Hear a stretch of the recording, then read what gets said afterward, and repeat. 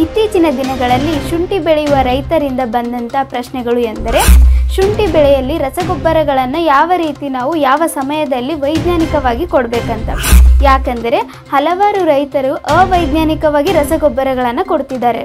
ಇದರಿಂದ ಅವರ ಇಳುವರಿಯಲ್ಲೇ ತಾವೇ ನಷ್ಟವನ್ನು ಅನುಭವಿಸುತ್ತಿದ್ದಾರೆ. ಅದರಿಂದ ಈ ವಿಡಿಯೋವನ್ನು ತಪ್ಪದೇ ವೀಕ್ಷಿಸಿ. ನಮಸ್ತೆ ರೈತ ಬಾಂಧವರೇ, ತಮಗೆಲ್ಲರಿಗೂ ಅಗ್ರಿಪ್ಲೆಕ್ಸ್ ಇಂಡಿಯಾ ಯೂಟ್ಯೂಬ್ ಚಾನಲ್ಗೆ ಸ್ವಾಗತ. ಇತ್ತೀಚಿನ ದಿನಗಳಲ್ಲಿ ಶುಂಠಿ ಬೆಳೆಯುವ ರೈತರಿಂದ ಬಂದಂಥ ಪ್ರಶ್ನೆಗಳು ಎಂದರೆ ಶುಂಠಿ ಬೆಳೆಯಲ್ಲಿ ರಸಗೊಬ್ಬರಗಳನ್ನು ಯಾವ ರೀತಿ ನಾವು ಯಾವ ಸಮಯದಲ್ಲಿ ವೈಜ್ಞಾನಿಕವಾಗಿ ಕೊಡಬೇಕಂತ. ಯಾಕಂದರೆ ಹಲವಾರು ರೈತರು ಅವೈಜ್ಞಾನಿಕವಾಗಿ ರಸಗೊಬ್ಬರಗಳನ್ನು ಕೊಡ್ತಿದ್ದಾರೆ. ಇದರಿಂದ ಅವರ ಇಳುವರಿಯಲ್ಲೇ ತಾವೇ ನಷ್ಟವನ್ನು ಅನುಭವಿಸುತ್ತಿದ್ದಾರೆ.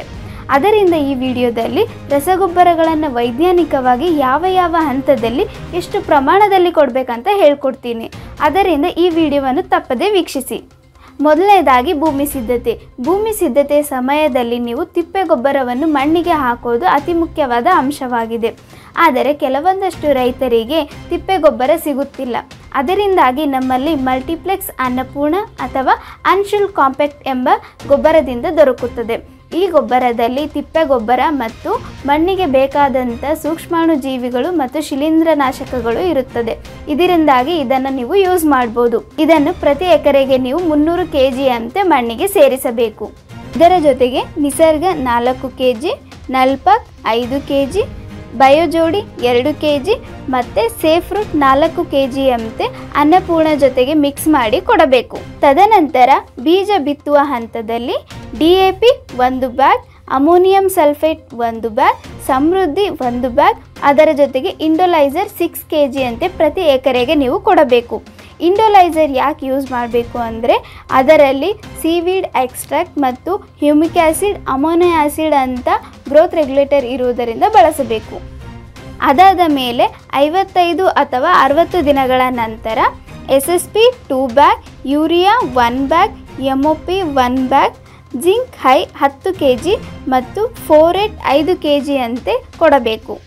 ಈ ಫೋರೇಟ್ ಎಂಬುದನ್ನು ರೂಟ್ ಗ್ರಬ್ ಇನ್ಫೆಸ್ಟೇಷನ್ ಏನಾದರೂ ಕಾಣಿಸ್ಕೊಂಡ್ರೆ ಮಾತ್ರ ಕೊಡಬೇಕು. ಬಿತ್ತನೆಯಾದ 110 ದಿನಗಳ ಬಳಿಕ ಯೂರಿಯಾ 1 ಬ್ಯಾಗ್, ಮೆಗ್ನೀಷಿಯಂ 10 ರಿಂದ 15 kg, ಸಮೃದ್ಧಿ 1 ಬ್ಯಾಗ್, ಜಿಂಜರ್ ಸ್ಪೆಷಲ್ 10 kg, ಇದರಲ್ಲಿ ಎಲ್ಲ ಸೂಕ್ಷ್ಮ ಪೋಷಕಾಂಶಗಳು ಇರುತ್ತವೆ, ಮತ್ತು ನವಜೀವನ್ 10 kg ಅಂತೆ ಕೊಡಬೇಕು.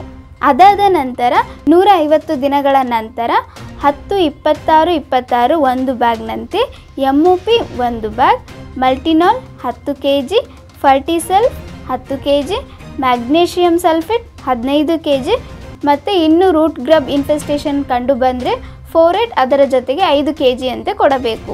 ಈ ವಿಡಿಯೋದಲ್ಲಿ ಮೆನ್ಷನ್ ಮಾಡಿರುವಂಥ ಗೊಬ್ಬರಗಳು ಮತ್ತು ಗ್ರೋತ್ ರೆಗ್ಯುಲೇಟರ್ ಮತ್ತು ಮೈಕ್ರೋ ನ್ಯೂಟ್ರಿಯೆಂಟ್ ನಮ್ಮ ಅಗ್ರಿಪ್ಲೆಕ್ಸ್ ವೆಬ್ಸೈಟಲ್ಲಿ ದೊರೆಯುತ್ತದೆ. ಕೂಡಲೇ ಸಂಪರ್ಕಿಸಿ ಅಥವಾ ಕೆಳಗೆ ಮೆನ್ಷನ್ ಮಾಡಿರುವಂಥ ನಂಬರ್ಗೆ ಕರೆ ಮಾಡಿ.